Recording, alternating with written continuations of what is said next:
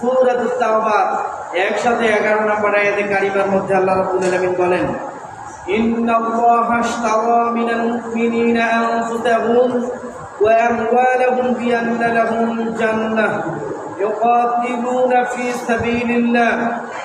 আল্লাহ রাব্বুল আলামিন বলেন, নিশ্চয় যারা মুমিন, যারা ঈমান এনেছে, এদের জান ও মাল আমি কিনে নিয়েছি, তার বিনিময় আমি আল্লাহ রাব্বুল আলামিন জান্নাত দিব।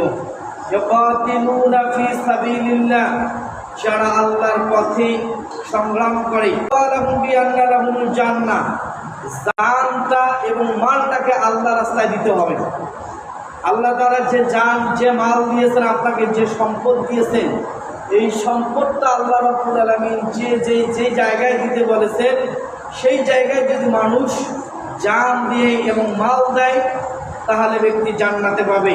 ইউকাতিলুনা ফি সাবিলিল্লাহ, আর যেই ব্যক্তি তার জীবন দিয়ে এবং তার মাল দিয়ে আল্লাহর পথে সংগ্রাম করে, আল্লাহর পথে যুদ্ধ করে, আল্লাহর দ্বীন প্রতিষ্ঠা করার জন্য সংগ্রাম করে, আল্লাহর জমিনে আল্লাহর দ্বীন বাস্তবায়ন হোক, এই ব্যক্তি সংগ্রাম করে, প্রচেষ্টা করে, আল্লাহ রাব্বুল আলামিন বলেছেন বিআন্না লাহুমুল জান্নাহ, এই ব্যক্তির জন্য হচ্ছে জান্নাত। বলেন সুবহানাল্লাহ।